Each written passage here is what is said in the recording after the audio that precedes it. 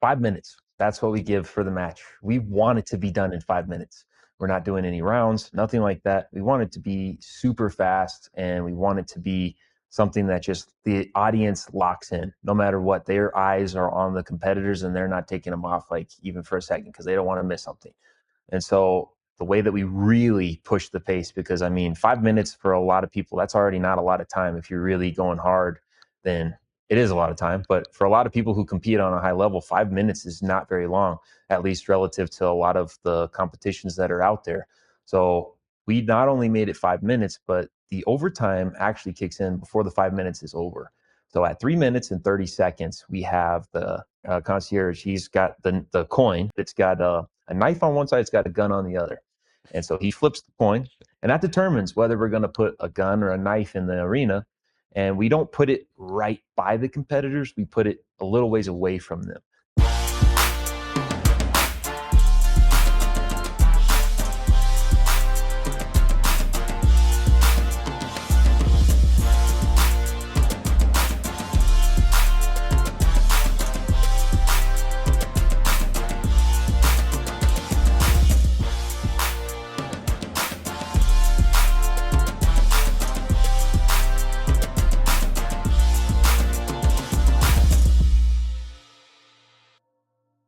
What is up, ladies and gentlemen? I am happy that you guys are here. My name is Rafa Sparza, the host of this shindig, your friendly neighborhood BJJ podcaster. You know the deal. I'm very excited about today's episode.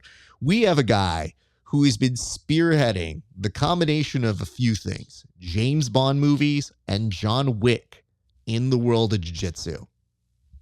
That makes me very happy. We are going to bring him onto the show in just a second. But before we do, a couple quick reminders. First, if you like this show, and I hope that you do, head on over to our Patreon at patreon.com/grappling hour. If you go there for just $5 a month, you can see my interviews 30 days before anybody else. And for a few extra dollars, you can also get premium access, which gives you tape studies with the athletes, with their matches and their fights. You can also get a segment called Roast Rap, where athletes, super good athletes, come on and roast my competition footage.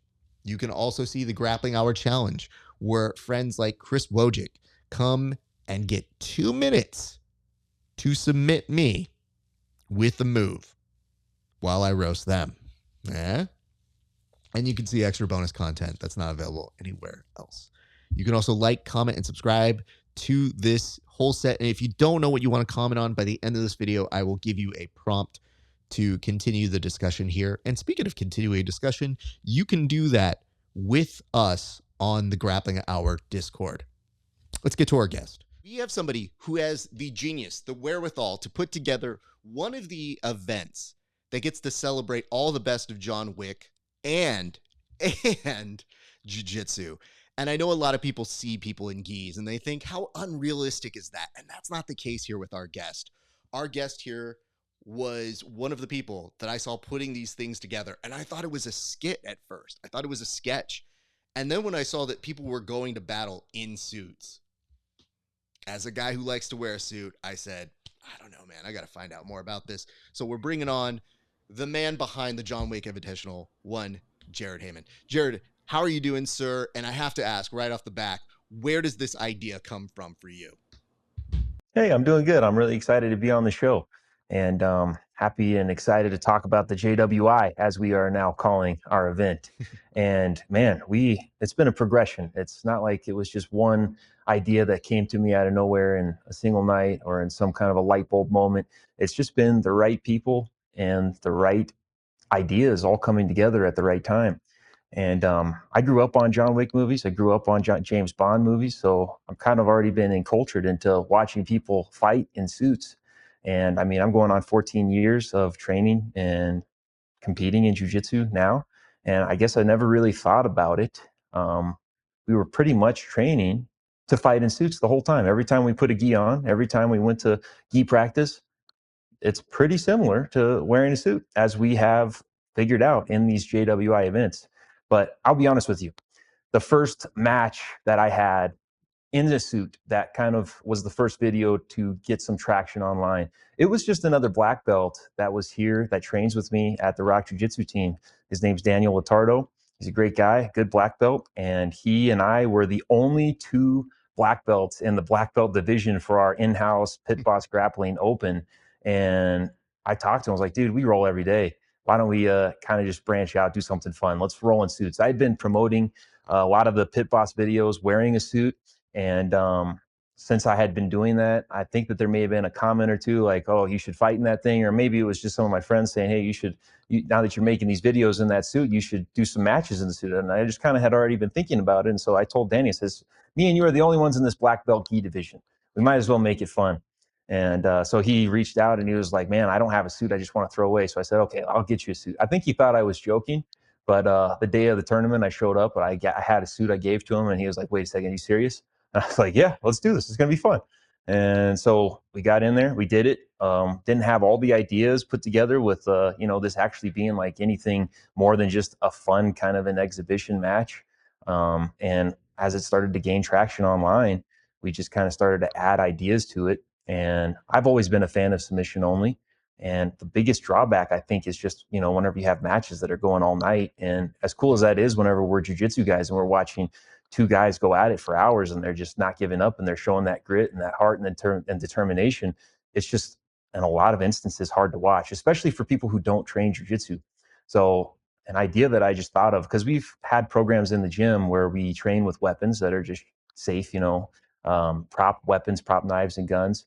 And I had the idea, well, why don't we start actually doing some matches that are submission only, and the overtime rules is incorporating weapons. And that's where it really led to this evolution of JWI being what it is today. And honestly, I'm excited because what it is today, I think, is just beginning. This is just the start. I think the JWI 3 is going to be the absolute biggest and best event we've had so far. And we're just having so much fun with this. It just makes sense to keep on putting on these events and see where it goes. Okay. So you addressed a lot here, and I kind of want to compartmentalize some of this. The first of which is why suits? Why are suits important to you? Is it really just stemming from James Bond and the John Wick series? Because to me, I used to do speech and debate, and there's a lot of crossover I have with being in a suit and the approach of that and the approach that I have for jiu-jitsu. And it's very strange, but I got a scholarship to compete in speech and debate. So they treated it like a sport.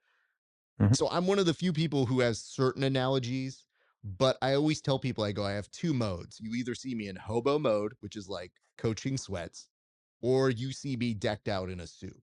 And that's what we do with a lot of like the PGF when I'm on a pre-show for that. Like I told their guys, I was like, day one, full suits. I don't care how hot it is.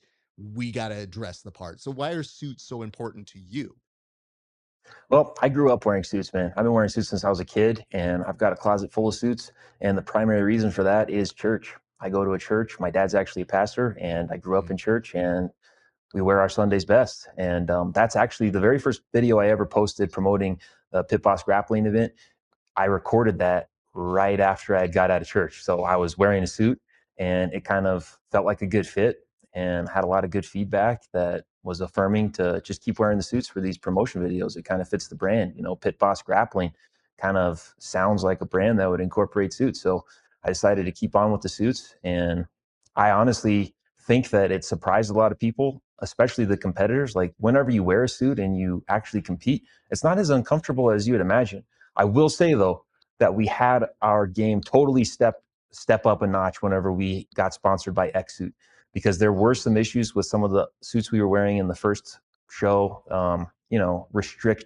Restriction and kind of some cutoff for circulation. I remember the first match that I did. That was probably the biggest thing that I felt is the suit I was wearing was pretty fitted, so I felt like a very massive loss of circulation into like my fingertips right after the match. I was so gassed. But I think that was just because of poor circulation. But we also had suits rip, and that was JWI 1. JWI 2, every single competitor was outfitted with the suit from Xsuit. And shout out to Xsuit. They've been absolutely phenomenal to work with. And if you want to pick up a suit from them, you can use the code PITBOSS and get a little bit of a discount. But anyways, their suits are amazing. None of them ripped in JWI 2, not a single tear. And they held up great. And honestly, we were able to perform very well. And we actually put out a promotion video for JWI2 where we had some of the athletes, some of the competitors come in and kind of show off what we can do in these suits. We had guys doing backflips and all kinds of different acrobatics. And honestly, in a lot of ways, it's more comfortable than a lot of the Gizar that are out there. So that was very interesting. See, this is where you're speaking to my soul because I had so many questions about how many suits were you going through. And now you tell me you have a suit sponsor, which jealous. And I have to tell you, just taking this all in, it was a concern on the quality of the suit and if it's getting broken or if it's getting ripped. Like, how many suits have you guys gone through, like, that maybe broke, maybe in that first experience? So the first suit that I wore in my match with Danny, neither of our suits ripped. In fact, Mm. those suits, from what I understand, Danny still has that one, and I have that one. It's hanging up in my closet.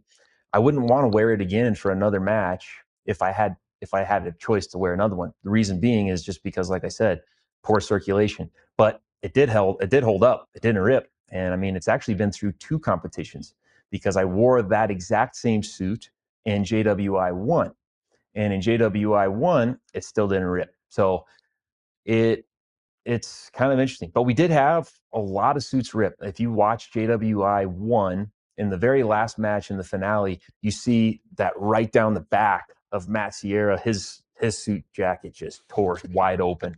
And other than that, I mean, we've had buttons bust off of suits, and that's pretty much been the extent. Not really much tearing other than that suit that I remember. I'm pretty sure that's one of the only suits that ripped. So I think that overall, especially since JWI was kind of a melting pot for kind of just different suits because it was just bring your own suit for that first one. Um, I think that it's kind of proven that a lot of suits are a little bit more durable than you probably would think. Okay. The other question I have here is the first video I noticed of you, I noticed no tie. Now, the wife and I had to go to a taping for John Mulaney a couple weeks ago, and they recently changed for this episode in particular the dress code for the audience. Now, I used to produce audiences. I worked for Leno and Conan, and it was wild to me to go, well, get dressed up in a suit, and I go, say less, no problem for me. It's just, is this new? And they go, well, we're trying something out. And to me, I forgot my tie, and I felt so embarrassed. I was like, "Oh my god, I forgot a tie. What's going on? What happened?" And my wife's like, "You look better without it today." And I go, "Great." Having said that, were ties a consideration in this format, or did you guys just say like, "Nah, it's just too easy to choke with"? So the first one, I don't know if anybody wore a tie in JWI 1. In JWI 2, I really strongly encouraged, well, just wear the tie. If you want to try to take it off, that kind of just adds to it. I still made it optional. You didn't have to start the match with a tie, but I said, if you're willing to do it, I think that it's probably a good idea and it'll kind of add to the show, add some more flavor, and really show a lot of people. There's been so much talk. I mean, on Joe Rogan's podcast, I mean, Lex Friedman, Georgia St. Pierre, I believe that there's been several discussions about a tie being around your neck is automatically a noose. What I experienced firsthand is I think it really depends on the tie. I was wearing an X suit tie, and their tie is kind of like their suit material. It's kind of stretchy, and I tried as hard as I could to use that tie to choke my opponent unconscious, and I just couldn't. I mean, full wrap around the neck, everything, and it just wasn't as effective as you would think. It's not like it's built for strangulation.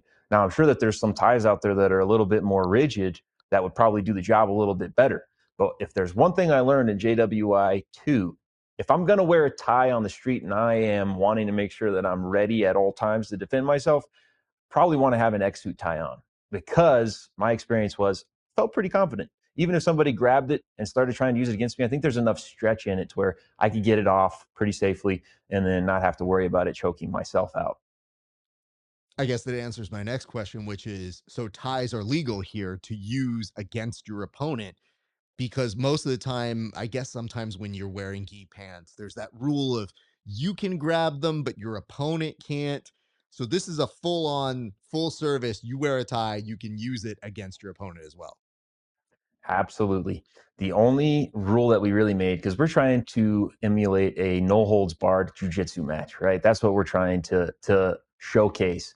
And it's been really fun because we have had some really cool highlights of jujitsu shown at a pretty high level. And it's been really, really cool to see. But the rules that we did have that were surrounding like weaponizing your own clothing or their clothing was basically just you can use it for strangulation, you can use it for positional control, but otherwise like no whipping, no striking, which it's kind of obvious, but that's been the rule set is you can weaponize any article of clothing. And the only one that I didn't really explicitly state, because I think that it kind of went largely without saying, is like I didn't tell people, hey, take your belt off and try to use that. Like I feel like that might be a little bit more dangerous because it's a lot more rigidity to a belt. But I think a lot of people have received the rule set really well. And honestly, I don't think that in a real life circumstance, you're probably not going to want to take your belt off and weaponize it anyways. You're going to probably look like an idiot if your pants fall down in the middle of a brawl, So, yeah. Yeah, I mean, unless you were an old school parent that beat somebody with a belt, you're not really an expert at knowing what to do with it. So I would highly recommend not. Just from an aesthetic standpoint, the one of the first pieces of content I saw, and I don't know if it was the first one. I want to assume that I saw it because I remembered looking at the page and going like, okay, is this a joke? Because it felt at the very beginning like it could have been a TikTok, like, hey, I'm going to compete in a suit kind of thing. So I didn't know what to do with it. And then I saw people who I know who were involved in these matches. And I thought, okay, well, they're doing it. Is everybody committed to this bit? And I'm not. And then I realized not a bit actually happening. But from the aesthetic standpoint, the hand raises look so much cooler. But the posters with everybody in a suit legitimately had me at my house going, why don't they all look like this? Like, I know there's a little AI generation with it, but at the very least, it looks better than when I have to solicit because I run the production for Subversive, trying to ask the athletes to send in photos. You don't know what Nokia phone they are using to take certain photos at times, and then having to turn around a poster or explain to them, hi, this is great. Can you take a photo that's not from a potato and perhaps send it to ask a friend to use their phone and send it to us? So when I saw that like poster with the guys' faces that was in the formal wear, I just thought, you put a lot of attention into these small details. So when did that kind of come into the process, and what is kind of the overall, I guess, strategy in terms of the marketing for you guys to get that attention? Because obviously it is a site, but it seems very carefully thought out. Yeah, the posters are a lot of work, or at least they were a lot of work. I'm hoping that with some of the most recent updates to artificial intelligence, that the next go around will be a little easier.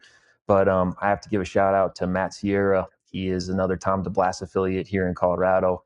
He's up north in Colorado, and he is really good. He's like a guru with a lot of this production stuff, and he really walked me through how to use AI to create these posters to the extent that I have. So I'm thankful for him showing that to me. And that definitely got me off the ground as far as getting the posters started. But it's definitely been, I think, in a lot of ways, probably easier than trying to source photos. Like, I haven't had pretty much any of the competitors have to send me photos. I just go to their social media, I grab their face and put it into AI, and then AI puts them in a really cool suit, and then you just have to do overlays and get a little bit creative with it, and it is a little time consuming, but I wanted to do something that was a little bit different, and I wanted to do something that really captivated more than one audience. I didn't want to just look like this is just a bunch of jiu-jitsu dudes. I wanted to be like, wait, these guys are actually fighting in the suits. And on the poster, it says very clearly, this is a formal event. I mean, formal attire was mandatory. Like, we required it at the door.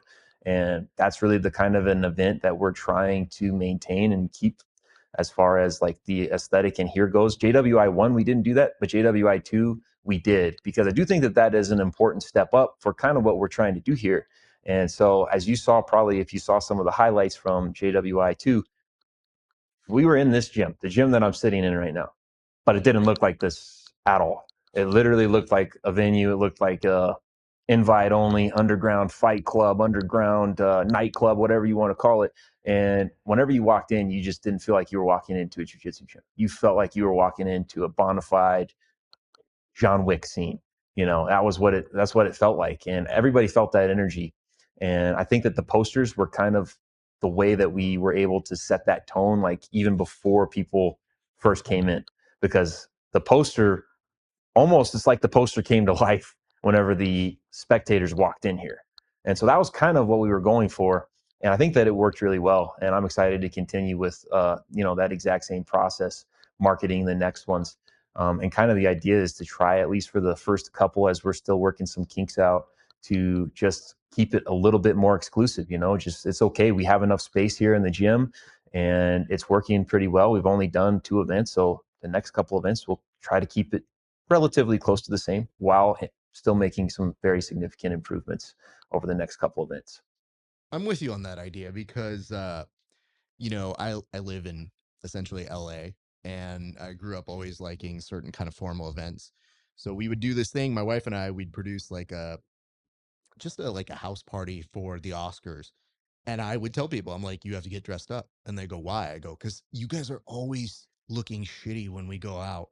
How about we have one day where we can take some photos and be friends and like look nice in photos? And we'd make a step and repeat and have a whole bunch of fun in that way. But I had somebody turn up without a suit and I go, I'm sorry, you have to leave.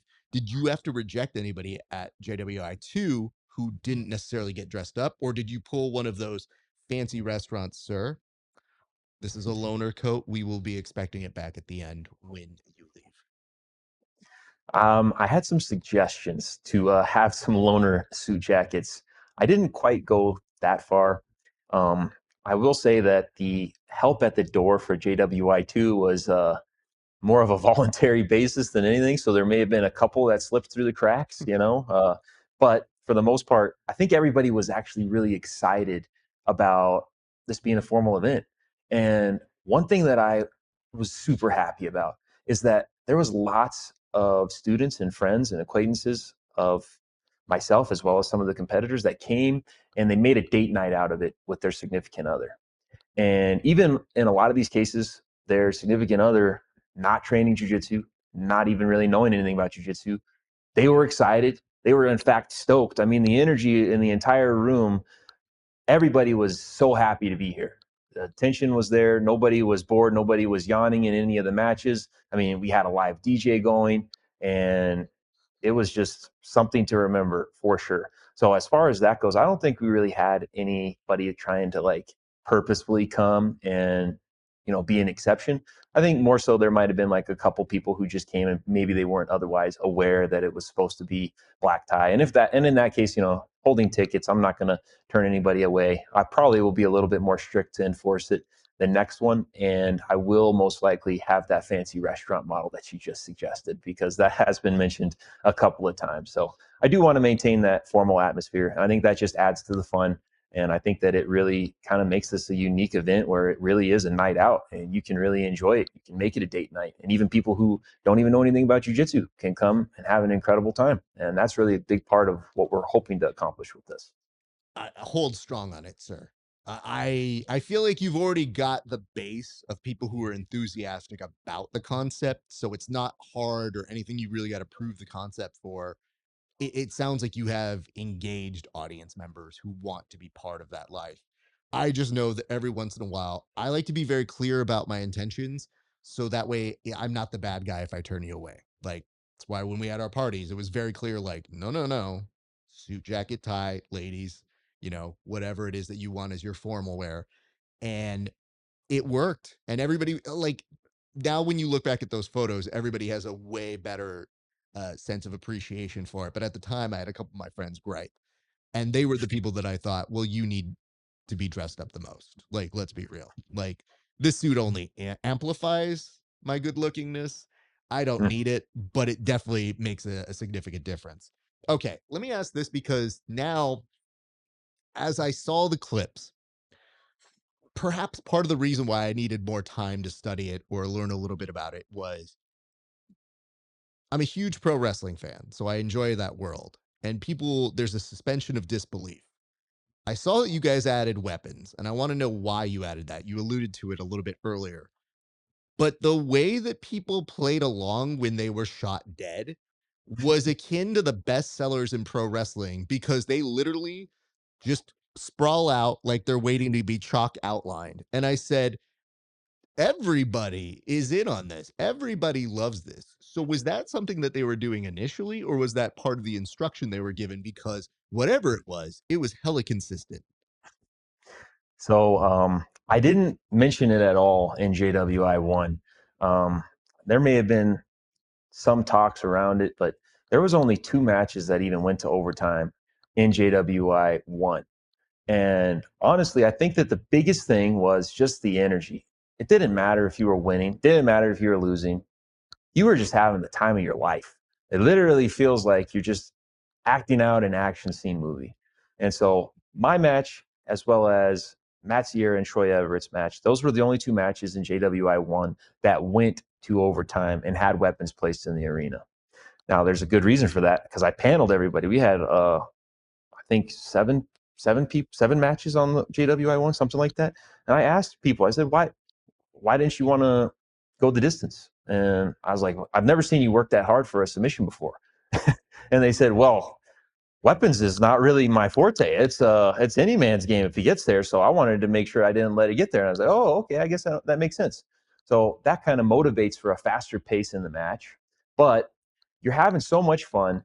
People are cheering. You got the music playing, which I think is also in its own right something that's pretty unique. A lot of jiu-jitsu matches, in fact, I think all the jiu-jitsu matches that I've ever seen on a pro level, it's just dead quiet in the arena. And you hear the spectators, you hear the commentators, but it's quiet. And so I think that whenever you're playing this music, it's kind of like whenever you're training at the gym or at an open mat and you're just having a good time. You're just rolling. You're doing what you do pretty much every day.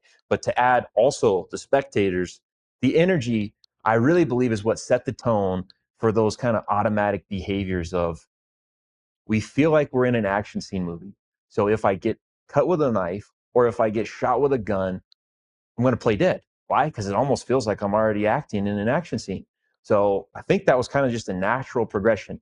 Now on JWI 2, I had more people on the card than JWI 1.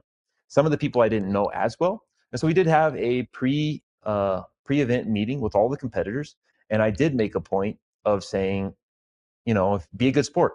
That's very important to me because I want to maintain the energy that we all felt on JWI one. I want to make sure that that's something that is maintained as this progresses. I want everybody to have an incredible time. I want people to come to the event, whether they're a spectator or whether they are a competitor, and say that's the most fun I've ever had. And that's exactly what we accomplished again at JWI two. I had competitors that have been competing for years, even at black belt, come to me after and say, if it was up to me, that would be the only kind of a competition I would ever participate in again. And I had other people say, in fact, I'm not even going to compete anywhere else. This is the most fun. Why would I even bother doing anything else? So that energy, I think, is really conducive to kind of just naturally playing out some of those things that come with just good sportsmanship. In that competitor meeting, I told everybody in the meeting, I said, this is not a world championship. You're not going to be scored. You're not going to score any points. So what I'm trying to tell you and what I told them in the meeting is I said, I want, I'm interested in who's not the best at jujitsu, but who can look the best while doing jujitsu. And that really, everybody in the room just like, they laughed. They understood the assignment, right? And that led to almost all the overtime matches in JWI2, which we had a lot more, which was really cool to see and have some more highlights from some of those weapons. We had everybody just kind of naturally going into that mode of, all right, you got me, I'm dead. And then they just lay there and play dead, which I really think added to the showmanship and the production in a lot of ways. And I'm really happy. And everybody on the card, it also helps when you just have good guys. All the competitors are awesome. So shout out to every single one of them. They've been absolutely incredible and so happy to have had them come out and participate in the events that they have so far. I mean, what really speaks to me about that is the respect for your opponent that you're willing to put them over like that. So to me, it's like an unsaid sort of sportsmanship or appreciation that you get to have fun because so many times you compete. I don't know how people do it. Everybody does a different way, but some people can get very in their heads. It doesn't seem very fun unless you win, and then only one guy wins. And if Mhm. that's the case, are you not having fun if you don't win?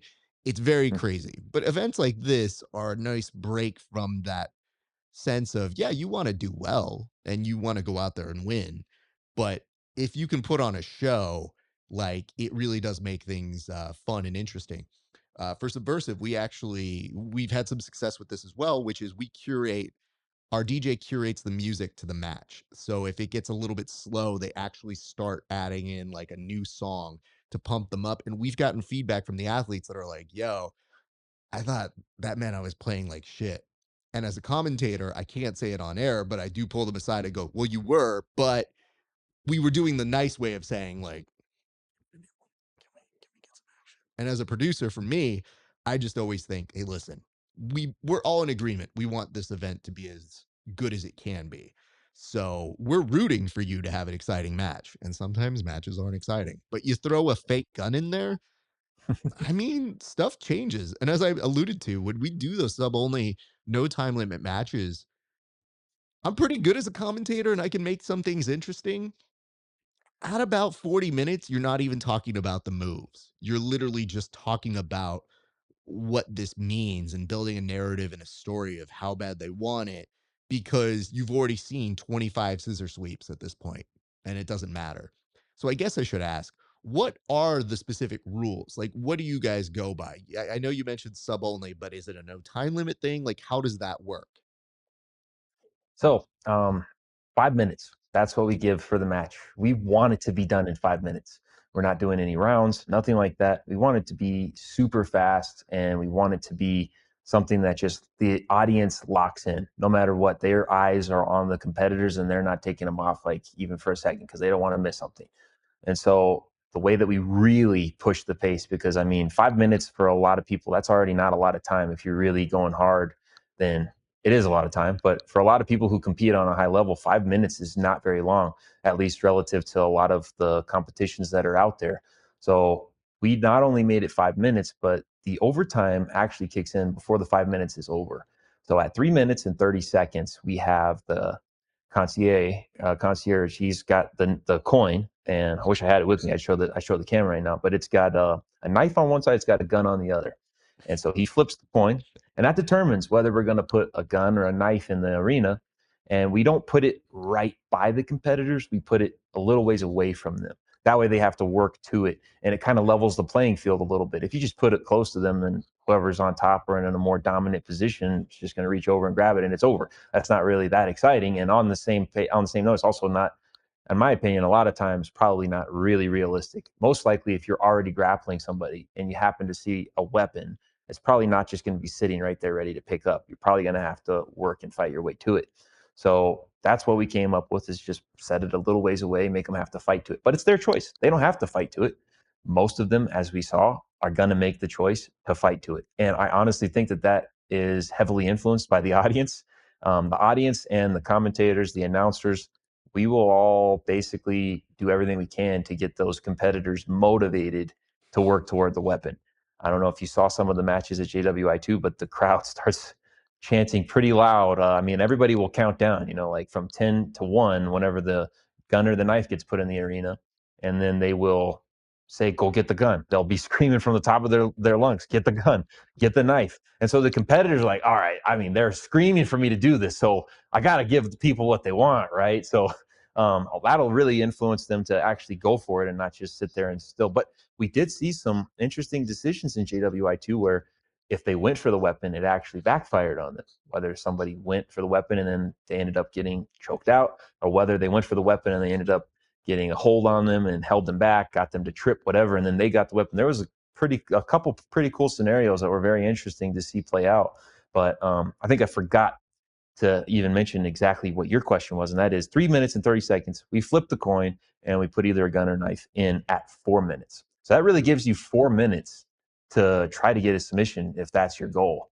And then the last minute, we're really hoping, and I mean, on the behind the scenes and on the production side, we're really hoping that that 1 minute is enough for them to definitively finish. And in most cases so far, it has been. There was one or two matches in JWI2 that kind of went over, and we kind of had to play out some different scenarios. In Brian Aralt's match versus Xander Taleva, he kind of like grabbed the gun and like kind of shot behind. None of the bullets hit him. At least that's what the audience said. And so I was just like, you guys want to see him duke it out for another minute with a knife? And I mean, what do you think the crowd said? They were all about it. And so they duked it out for another minute with a knife, and they had an absolute blast. That was a super exciting match. So I mean, we're kind of just it's evolving as we're kind of starting to see some of the holes in it. So far the rule sets worked really well, but I think that there will be some of those times where we have like overtime to the overtime, but we'll have to have Sure. some more structure involved in it. But I think we're starting to figure it out. I mean, you're the only folks that can really do a weapon for overtime. So I think that's kind of a cool thing, and it should subside some of that. You mentioned a coin. There's talk of on here you were putting Baby Yaga in there. I just have to ask, how deep in the John Wick lore are you? Like, have you seen the Continental? Do you plan to see Ballerina? Like, are you deep in there, or was that just kind of the spark to the inspiration for all of this? Dude, I'm a super nerd. Okay. I get that. I've seen it all. And honestly, this has been incredible because this is just like an excuse for me now. I can say I'm studying, right? I'm watching John Wick. I'm studying. I'm doing homework. I'm working here, while I'm watching John Wick and really getting fresh ideas. But let's take it back even before it was even before we called it JWI. All right. And I called it JWI because I kind of have a little bit of a failsafe there. I obviously everybody knows what it stands for. It wasn't even really in the beginning. It wasn't my idea to call this thing John Wick Invitational or to call it James Bond Formal or whatever. Honestly, we posted this first suit match, and the internet does what it does. And all these suggestions, all these ideas were coming in. The most common, everybody was saying the John Wick Invitational, John Wick Invitational. And we obviously the track that we had that was playing behind the scenes of my match with Danny was one of the main John Wick action scene, like nightclub fight scene music, whatever that song is, was playing. So I think that's probably a big reason why that was the first idea a lot of people had.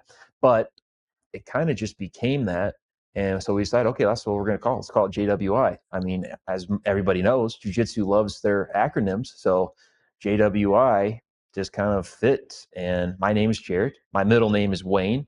So, I mean, if I ever have any issues, then we're just going to say, this is what the JWI means, okay? Absolutely. That's what I um, knew it as, not just because it was conveniently in suits and very deep in the lore of the property owned by Universal. But what I would tell you is we have some Lionsgate. friends. I think it's Lionsgate. I think Well, maybe I think you're Universal owns right. Lionsgate. I don't know. I think you're right. I'm glad that you've done the studying.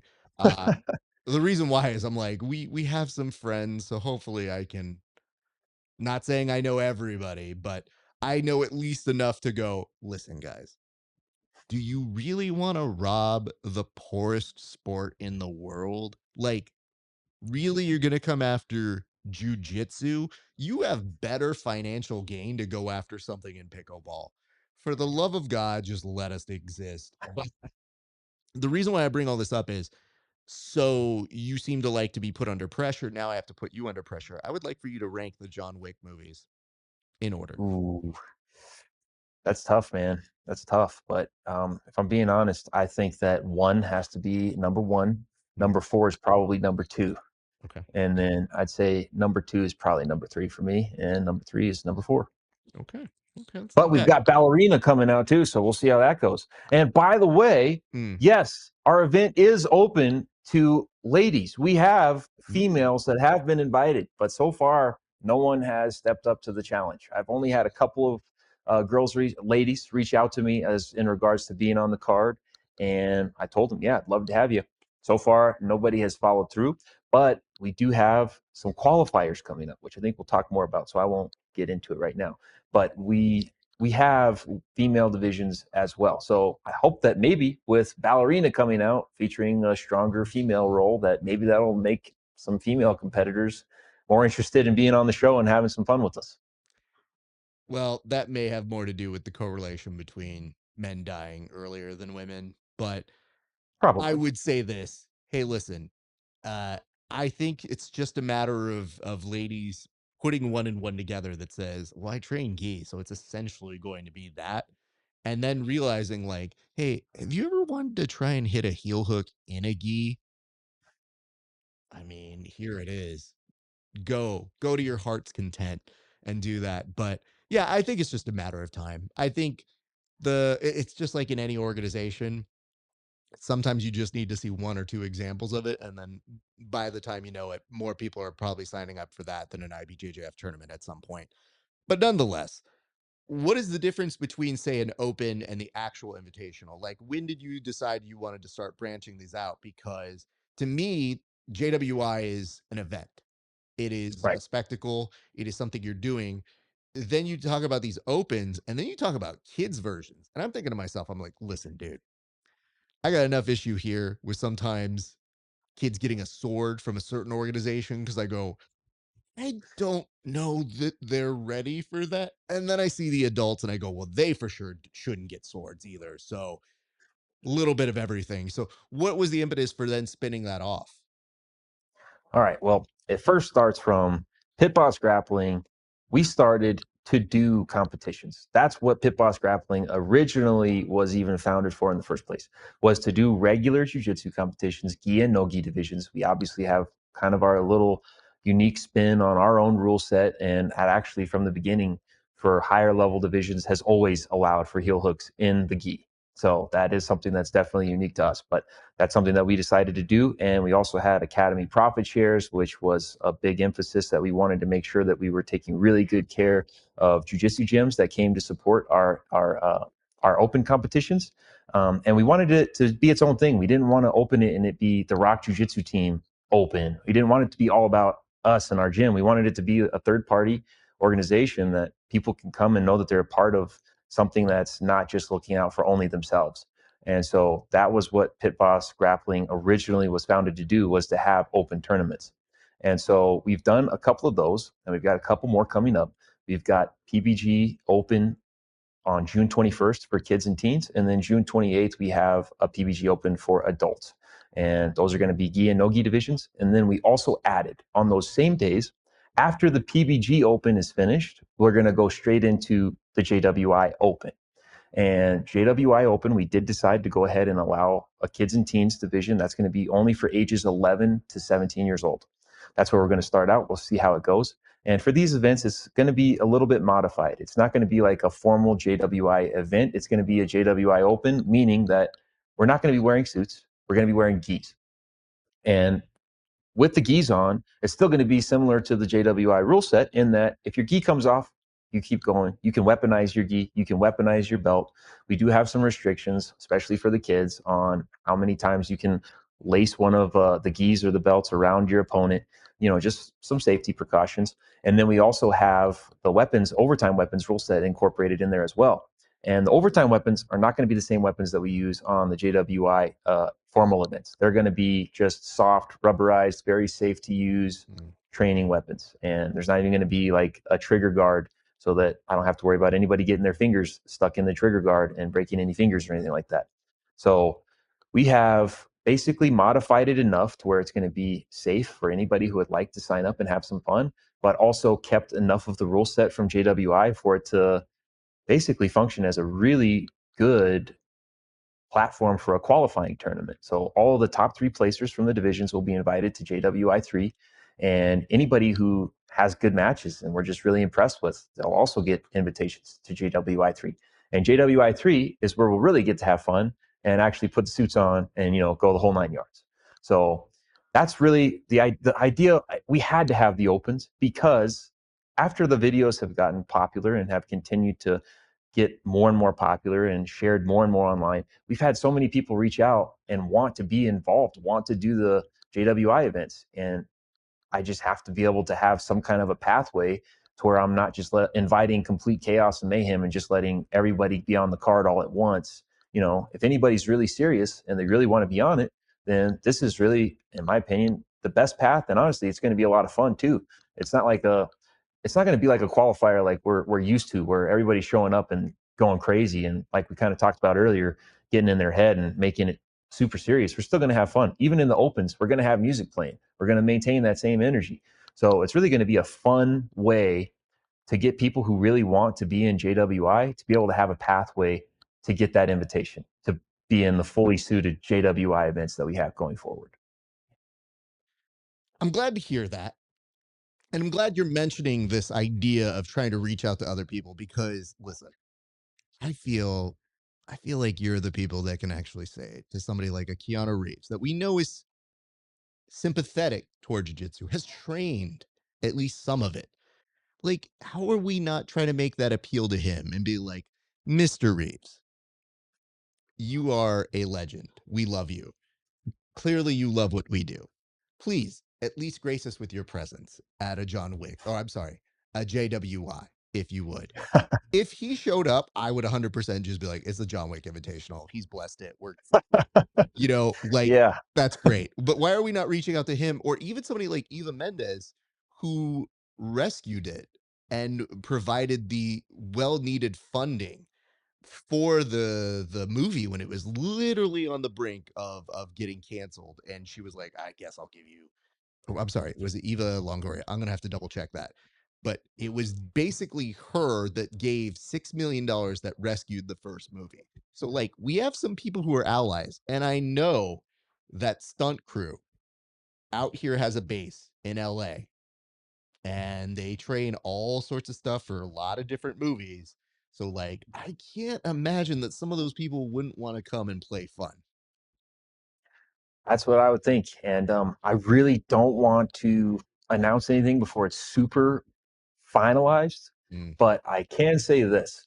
I have had some conversations with some of the people who are on the official side of the business. And I have some loose commitments, or I should even say, at least conversations open. And hopefully, there will be some very big announcements that will make JWI3 just blow everybody's mind. And I'm very, very excited. I had a conversation literally just within the past couple of days that blew my mind. And I'd like to say more about it, but I don't want to put anything out there that is not yet completely actualized, if that makes sense. But I can definitely say this because I mean, this was already publicly shared. Carlos Machado, I have connected with him. He shared at least the first video I know, and I know that the Machado brothers are the ones who train a lot of the Hollywood actors and actresses in martial arts. And I know that they worked very closely with Keanu in getting him ready for his role in John Wick. So I think that we're stepping in the right direction. And I am all about it, man. I would absolutely love. Are you kidding me? I would probably cry. Maybe just one tear. I see Keanu walk into something like this, I'd be like, oh my word, what even is my life right now? Like, but we'll see where it goes, man. I really am excited because even some of the conversations that I've had in the past few months and in the past few days has absolutely blown my mind. And so I'm very excited. And I do think that doors like that, if we keep on doing what we've been doing, we keep on putting the work in, we keep on making sure that everybody's having an absolute blast. I think a lot of those doors are going to open, and I think it's going to blow all of our minds where this thing could go. And apologies to both Eva Mendes and Eva Longoria. It was Eva Longoria. My brain just couldn't recall the proper name. But I do want to say this. If you're going the celebrity side, I'm just saying, listen, Tom Hardy, some other folks like that. Like, come do this. This is probably a better investment of your time. Like, if you're a celebrity, you don't want to go to do these dumb tournaments. Go do that one. I think that's the one where it feels the most like a movie set. So it's a perfect balance. Because let's be honest, a lot of the times the appeal of what I saw in those very first uh clips that were going viral was that you're right. It did look like a movie scene and that I had jumped in on it and it just didn't cut. Just the way it was shot. I was like, okay, we're going to cut here. No, it's going all the way through. You're seeing the full realization of one take of it. And the reason why is because people were upscaled. So you were looking at a James Bond fight. You were looking at a scene in those types of films that you get excited about. And I think that's part of the reaction that people have is it's like going to the movies. So you're right in saying it's a night out. You're going to essentially a live action movie that you're watching being filmed right in front of you. So I feel like that's definitely an appeal that you guys have that I don't necessarily see elsewhere. And I want to encourage you guys to keep that up because slightly jealous. You guys are on the East Coast. Just saying. It's a We're little right far. smack dab in the middle, man. We're in Colorado. Oh, you're in Colorado. I thought you, oh, because of DeBlast. That's what I was thinking. My apologies. You're in We're Colorado. affiliated with Tom Oh, you DeBlast, know and what? shout That's out to the Tom DeBlast. He's amazing. He's okay. definitely helped us a lot. Here's the issue. Here's the issue I have then. California guy. If you're in Colorado, I want my co-host for Verbal Tap, who one time I literally stopped the episode after I saw John Wick 1, and I made the entire episode. There were at least 20 minutes about how much I loved that movie. And I was like, I don't care what happened in MMA this week. I'm talking about this. That dude lived in Colorado. And when I would go to visit him, he told me you need to prepare yourself for the elevation. And I did. And I'm the guy at the gym who can roll for an hour and a half, no problems. I was okay. But as I am getting older in age, I know going back to visit Colorado is a beast into itself. So y'all picked a real crazy place to try and take the blood and oxygen out of people via suits, where already a good stair climb will win most of us from different elevations. Well, that certainly seems like Colorado is where all of the best of combat sports have their origins. So I think we're in the right place. It may not be for the faint of heart, but thankfully, most people that are in jiu-jitsu are not of the faint of heart. And I know if we're gonna go after celebrities, I'm all for it. I'd love it. Tom Hardy, he's the real deal. If he wanted to Yeah. come out, I'm sure he would tackle the elevation. You know what? I But have to say this with Tom Hardy. He was recently in some interviews. One, the very famous viral clip of him walking by and going, "How's the jujitsu? It sucks." And I'm like, "Oh, he really is one of us." Yeah, yep, I saw that. that sounds about right. Mhm. But two, he was in a clip recently where they said, "How do you feel?" And he goes, "Oh, I'm all messed up. My back hurts. This hurts. This hurts." And I go, "You know what, sir? All due respect, I don't believe you. I've seen your work. I've seen when that dude has gone out there and put out matches." I go, "You compete like you would expect a Bane character actor would do. Like, he has a very aggressive style. It's very fun to watch." So I'm like, "No, come here before you get too old." Because that's the hard part. You getting old is not fun. Um, I would love to get into your background, sir. We've talked enough about the event. Where does jujitsu find itself in your life? How old were you? You've been in this for a minute. You're not very old by the look of it. Like, when does jujitsu find its way into your life? I was 14 years old when I first walked into a jiu-jitsu gym, knowing absolutely nothing about it. My dad had heard about jiu-jitsu from some of my cousins who were training in Texas, and he heard really good things about it. And he was interested in putting me and my brother in it. He had mentioned it maybe a time or two. We just never actually went. But for me, when I was 14, I had a pretty bad health crisis. I was hospitalized for 2 weeks. I had a condition that was pretty serious in my stomach. I had one of the worst cases of GERD, acid reflux, that they had ever seen. Basically, the valve that was in my stomach, whenever I hit my first growth spurt, they learned that that valve is not functional at all. So there's a valve whenever you eat that closes up and holds that food down there for it to be digested properly. That wasn't the case for me. And so I was just severely malnourished because I was eating. I'd eat like a typical teenager would, and then I could never keep anything down. I couldn't sleep. My life was pretty miserable, and I was lethargic. I was not even close to myself. My parents were like, "All right, this is ridiculous. We're taking you to the hospital." I was like, fine, okay, whatever. So we go to the hospital right away. They're like, there's all kinds of stuff wrong with you. I had bradycardia. That was from the malnourishment. I mean, my heart was beating so slow. I remember nurses literally rushing into my hospital room in the middle of the night because the scanner just dropped to a level that, was cause for alarm or whatever. But basically what they found out was, with the condition I had with my stomach, I was just going to have to have a pretty restrictive diet until I was old enough, until I had grown enough, gotten through that growth spurt to where could have a corrective surgery, which they call a TIF procedure. And that's just where they grab some of your stomach and they basically wrap it around itself to create a valve. And so I wasn't able to have that surgery till I was a little older and through at least most of my growing.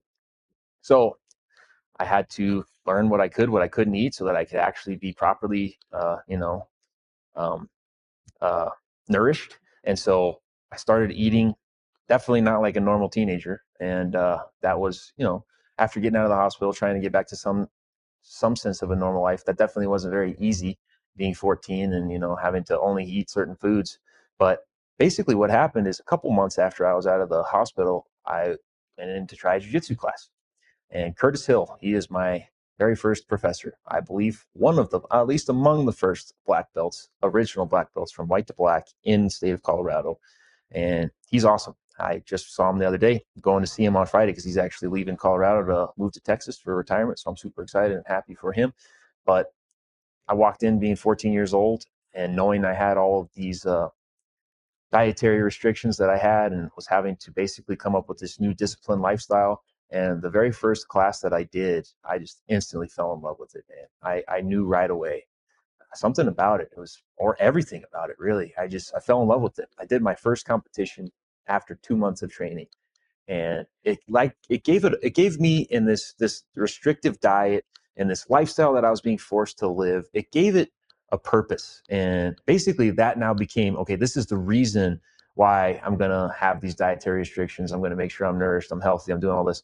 And jiu-jitsu for me was just an absolute, I've always said this and I always will say this, I really believe that it was a godsend into my life.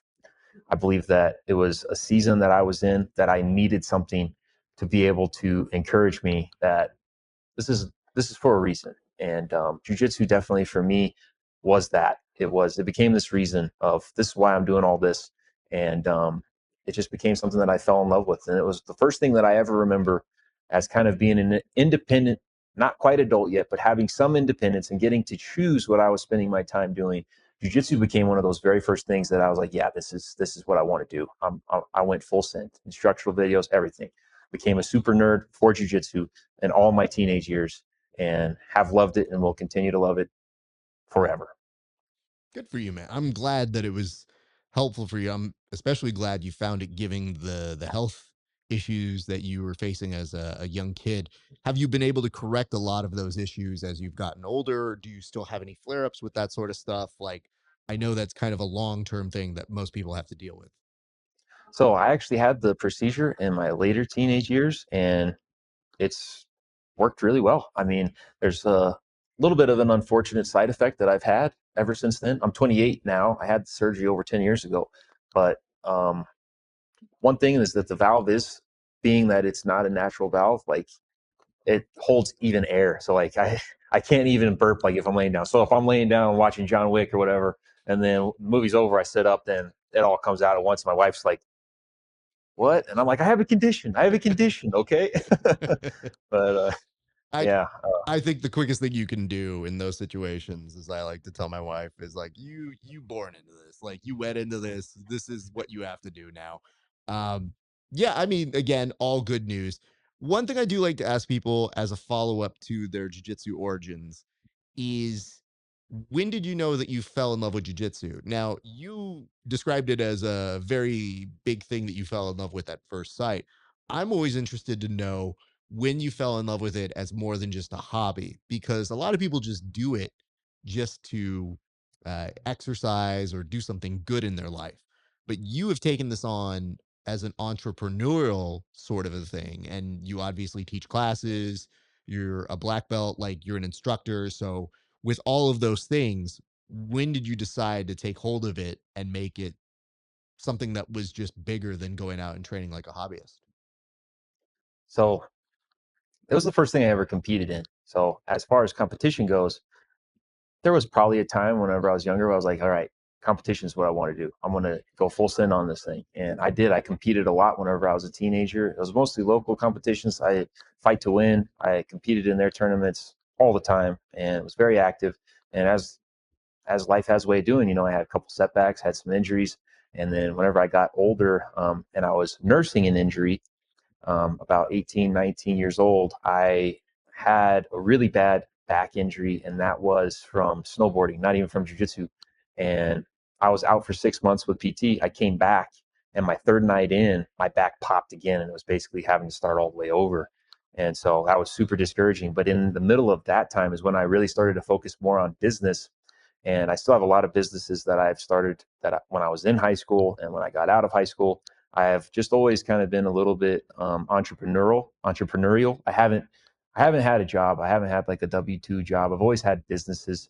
And so that's where I guess it would have finally had this moment where it came together. Because was kind of, you know how it is when you start training jiu-jitsu and you really fall in love with it, is everybody kind of has that thought in the back of the head. Yeah, it sounds like I could probably own a gym at some point in my life. So it became something that I really thought that would probably be something that would happen later in life, like maybe a retirement plan. Maybe I'm done with the other businesses and I want to just focus on jiu-jitsu and run a jiu-jitsu school. That's what I always kind of thought would happen, but life just didn't play out that way.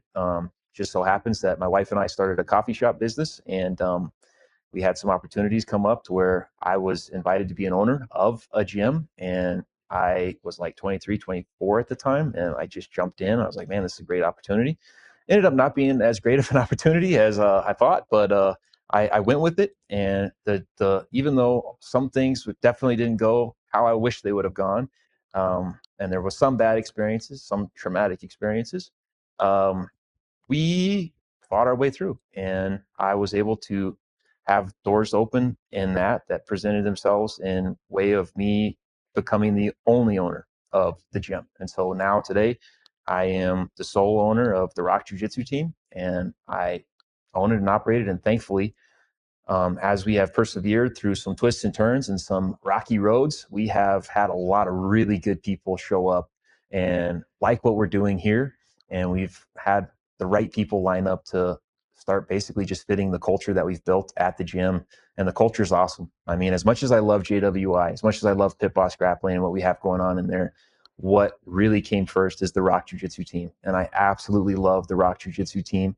And I take it as a very serious responsibility to be a gym owner and to be the head instructor and to teach the classes and make sure that the right culture, the right tone is set in the gym. And it's really a wild story. And it would take way more than the amount of time we have today to walk you through everything that's happened over the past couple of years to get my wife and I and the team where we are right now today. But I'm very thankful. And all I can say is God alone has opened the right doors. And I'm very thankful that God has looked out for us. And I know that it is my responsibility to be a good steward and make sure that I'm running this place the way that it is going to be something that outlives myself. And that's what I'm definitely trying to do. Well, you look like you're well placed. You have a true passion for trying to get back to a sport that I know has probably given you a great sense of direction. So these things that are entertaining, they're usually a love letter to what it is that you love about the sport. So you doing that sort of pioneering, I know, makes a significant difference because now those people who had experiences competing or giving you opportunities to compete, now you're doing it for them. And I think especially in locations that really, really can always benefit from that, it's always cool to see those new things happening. And for me, even out in LA, catching wind of it, seeing it and going like, yeah, that looks cool. I like that. I want to talk to you. I want to learn more about it because to me, it's one thing to see a clip. It's more to have the context to it. And especially when at first I'm kind of like, is this a joke? Like what is happening? Because I just think to myself, you have to be insane to organize this. But if you have the culture to do it and people are actually having fun and they get it, it's not insane. It's just fun. And that And to that's me is like, exactly. it's legitimately just making a sport where, I'm sure when you started 14 years ago, we couldn't have as much fun. When we were the people coming in doing jokes, people were like, that's really offensive. And I was like, is it? I don't think so. And now I'm like, look, you guys are all on Craig Jones's balls. Like you're literally craving that kind of stuff. And we don't even push the envelope that way. So we've seen a lot of changes. And I feel like having fun is a very positive change for a lot of people. So that's great. I would be remiss to ask this before we get to the close, which is your wife and you, I would assume, would be coffee lovers then, yes? Absolutely. My wife's Okay, coffee shop. I better shout it out please because do. he's done an incredible job. It's Oodalali Coffee, and it's right here in Castle Rock, Colorado. It's right next door to the Rock Jiu-Jitsu Team, Oh, and she has done an absolutely phenomenal job. I've been there to help whenever I'm needed, but truth is, she has done incredible things building that coffee shop, building a brand for herself. And people absolutely love her coffee shop, love what it stands for, love the purpose behind it. And we're really excited to be able to be right next to each other and be living out what really seems to feel like exactly what we're put on this earth to do. So, yeah, it's been cool. I would love to ask this. What would be the coffee order for you if you were going there? Like, what do you get when you go there? you're going to be pretty disappointed because I get a black drip coffee every morning when I go there. Honestly, I always know that's a possibility, but my order is just iced black coffee.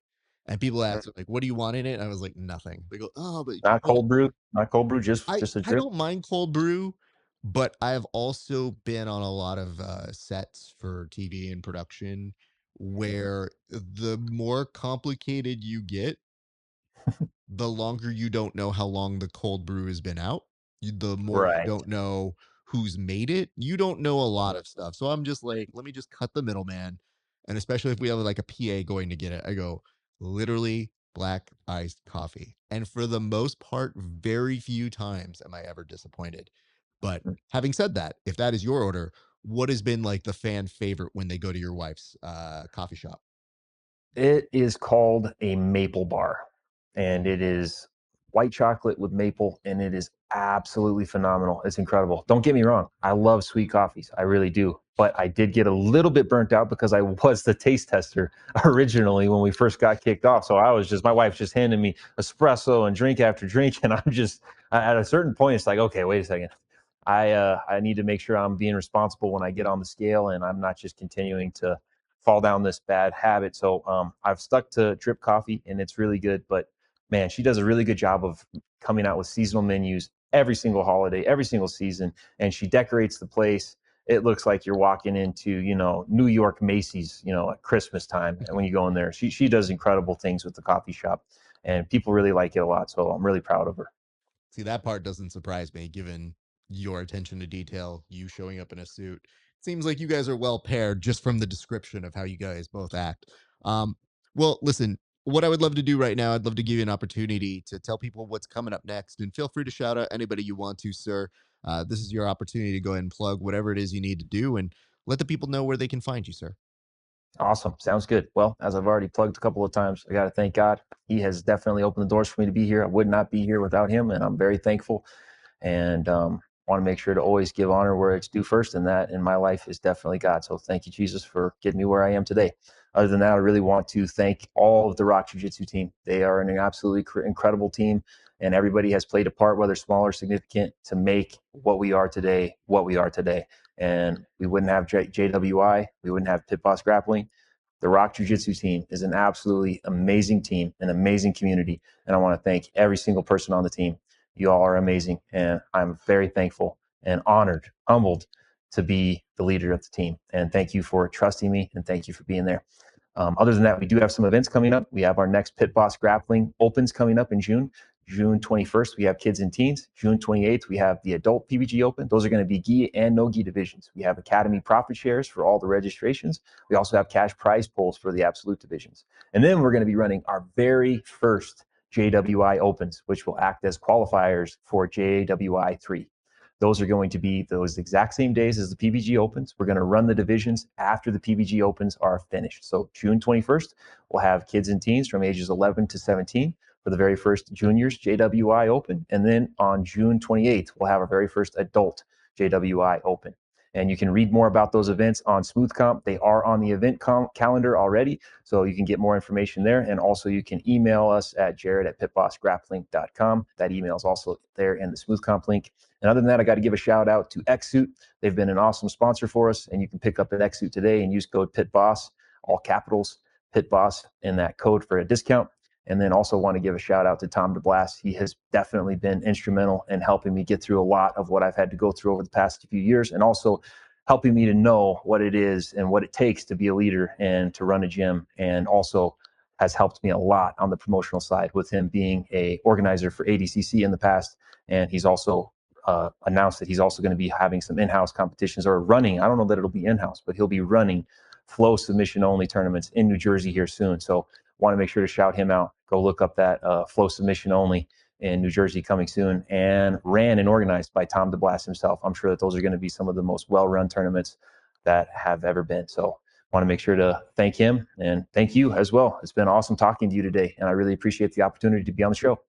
Likewise, sir. I appreciate you for sharing a lot more about the events that you're putting together and your background, your history. It's really fun to hear the intentions behind what you were doing and bring it full circle for me. But I'm sure at some point we'll run into each other. I hope that if you are wearing a suit, you are prepared because I can't go at you head on. Like I can't take you on one. I have to attack you, surprise attack. But I feel like it's the essence of John Wick. Nobody ever just says like "combatch" to John Wick, so that's kind of where I have to approach this, and I hope you understand. Sure. Well, loosely, I haven't completely confirmed the date yet, but I'm thinking August 2nd for JWI3. So if it just so happens that it aligns with your calendar, you want to come and have some fun, Thank you. then you let me know. You are more Thank than welcome. I appreciate that. You know what? That sounds like a very fun time. We'll see. But what I can say is this: I'm very happy to see your events thriving, and it's always a small community. So I'm sure we'll run into each other sooner than later, if not there. But, sir, I thank you for your time, my man. Yes, sir. Been a pleasure. All right, ladies and gentlemen, thank you so much for watching this installment of the Grappling Hour. I hope you enjoyed this one. Okay, listen, here's what we got to do.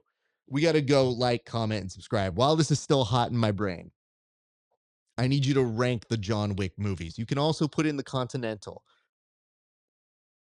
I like them all, so it's hard to rank here, but I do appreciate Jared for actually giving us his ranking because some people would just go like, I can't rank them. They're like my children. They're not your children. They're somebody else's children. They made that. So just making sure we're very clear on it. So be sure, check that on out. Like, comment, subscribe. You can also find us at Patreon. And that is going to be at patreon.com/grappling hour, $5 a month. See our interviews 30 days before anybody else. And for a few extra dollars, see bonus content that is not available anywhere else, including tape studies, roast RAF, grappling hour challenge, where people get 2 minutes to submit me with one move, and much, much more. So that is at patreon.com/grappling hour. Additionally, you can like, comment, and subscribe. We already mentioned that one, but I'm going to say it again in the event that you didn't. And I'll tell you to go on over to rafaesparza.com/merch. Get you some hoodies, get you some t-shirts, promote the brand, love us because we love you guys. And finally, if you want to continue the discussions that we have here on the show, head on over to our Discord. That's it, ladies and gents. That is going to do it for us here on the show. We hope you had a great time on this installment of the Grappling Hour. But yeah, I'm going to get on out of here. I'm going to take the suit off. I forgot to turn on my air conditioning. That is how you know I'm a committed host. Didn't turn it on, was in a suit jacket. Saw the guest was in a suit jacket, said I better dress up too. Matched him, no air conditioning, did leave to turn it on. Commitment, this guy. All right. It's been a great day for grappling. We'll see you back on the mats.